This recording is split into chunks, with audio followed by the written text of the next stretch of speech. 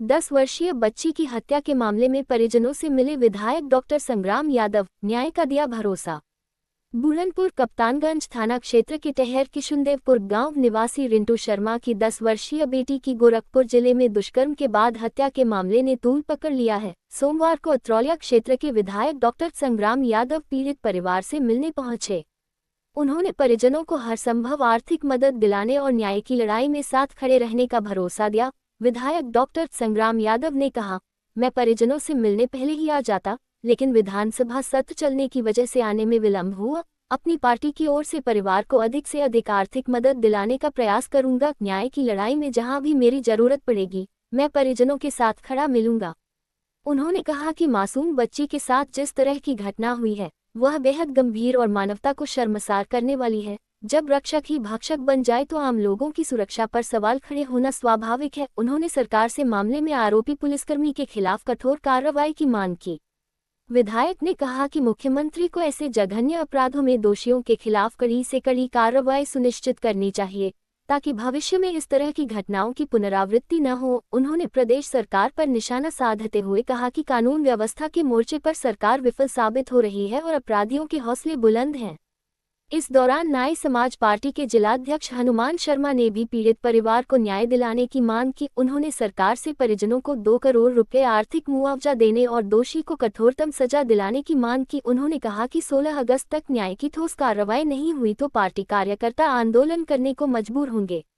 हनुमान शर्मा ने कहा कि गोरखपुर में मासूम बच्ची के साथ हुई घटना को समाज कभी स्वीकार नहीं करेगा। उन्होंने सरकार से मामले में शीघ्र और निष्पक्ष कार्रवाई सुनिश्चित करने की मांग की। इस मौके पर पूर्व ब्लॉक प्रमुख महेंद्र यादव, बर्मन यादव, श्याम घर चौबे, हर हर महादेव, बालदीन, श्यामलाल यादव, गंगाधर, फुल्लू यादव, लालमन यादव, मनदीप चौबे, सुनील सिंह, पंकज सिंह सहित बड़ी संख्या में कार्यकर्ता और ग्रामीण मौजूद रहे। एक बच्ची थी दीप्ति शर्मा, इसकी निर्मम हत्या हुई।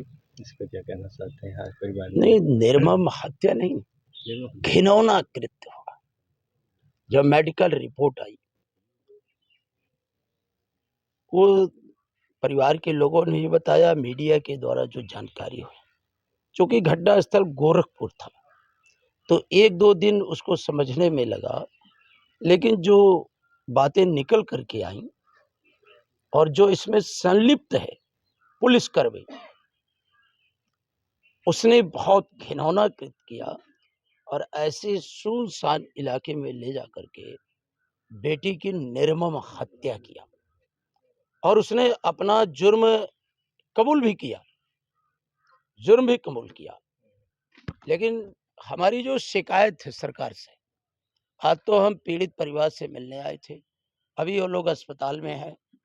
2-3 दिन के अंदर आप सबने परिवार के लोगों ने सूचना दी है कि वो आएंगे, तो जब वो आएंगे तब भी मैं मिलने आऊंगा।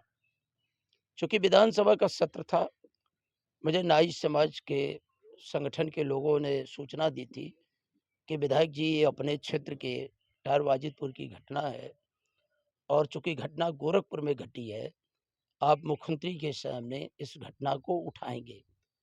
लेकिन इधर के दिनों में आप देख रहे होंगे, ना तो देश की संसद चल पाई, ना उत्तर प्रदेश की विधानसभा चल पा रही है। चूंकि मर्यादा पुरुषोत्तम भगवान राम के मंदिर में जो चढ़ावा चोरी को लेकर के देश और दुनिया में आक्रोश है, और जो नीट की परीक्षा में धांधली हुई है और जो पेपर लीक हुए हैं, उसको लेकर के जन आक्रोश है, जिसके कारण ना तो विधानसभा चल पाई।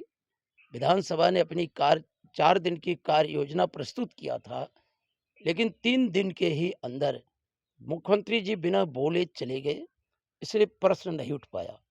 मुझे जैसे ही हाउस से छुट्टी मिली, मैं आज आया हूँ, मिल करके पूरी जानकारी पहले भी लिया था, आज भी लिया हूँ। जैसे परिवार आएगा, मैं अपनी पार्टी की तरफ से पीड़ित परिवार की मदद करूंगा। गरीब परिवार है, समाज का ऐसा परिवार है कि अपने भरण पोषण के लिए गोरखपुर के अंदर रह रहे थे, और पुलिस की वर्दी में इतना घिनौना कृत्य हुआ है। और जब कृत्य जग जाहिर है, तो हम मुख्यमंत्री जी से अनुरोध करेंगे कि आप फास्ट ट्रैक में जल्द से जल्द सुनवाई कराएं, ऐसे न्यायाधीश नियुक्त हो, जल्द सुनवाई हो और जिसने ये कृत्य को किया है कम से कम उसे फांसी की सजा हो। और जो सुनने में आया है कि वो इस तरह का कृत्य पहले भी कर चुका था, तो आखिर उसे बहाल कैसे किया गया? और बहाल किया गया तो ऐसी जगह पे उसकी पोस्टिंग क्यों की गई? एक तो हमारी मांग है या नाई समाज की जो भी मांग होगी, हम उनकी मांग के साथ हैं, लेकिन जो फास्ट ट्रैक पे सुनवाई करके उनके खिलाफ सख्त से सख्त जितनी धाराएं हैं, अभी आज ही अखबारों के द्वारा संज्ञान आया है कि कुछ जगह ऐसे दरिंदों को इनकाउंटर में ढेर भी किया गया। तो ऐसे लोगों की सजा ऐसी ही होनी चाहिए। एक तो ऐसी सजा हो जो नजीर बने और दूसरे परिवार गरीब है, उसकी सरकार बड़ी से बड़ी धनराशि देके मदद करने का काम करे। ये हमारी मांग है और जो भी परिवार चाहेगा, हम परिवार के इस दुख की घड़ी में समाजवादी पार्टी और हम सब मिल करके साथ खड़े हैं। जैसे वो वहाँ से लौट करके आएंगे गोरखपुर, अभी हॉस्पिटलाइज्ड हैं, तो उनसे मिलेंगे और जिस तरह की भी वो मदद चाहेंगे, हमारी पार्टी और हम सब मिल करके करने को तैयार हैं।